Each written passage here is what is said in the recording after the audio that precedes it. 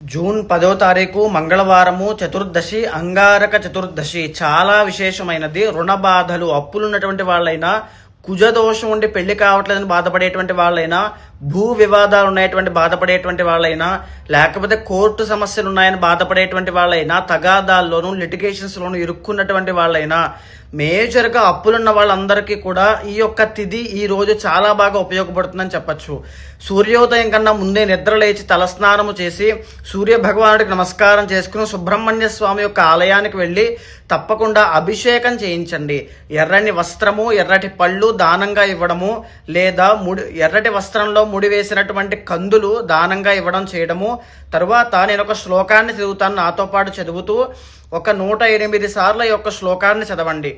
తప్పకుండా రుణ బాధల విషయంలోనే గొప్ప ఉపశమనాన్ని చూస్తారు.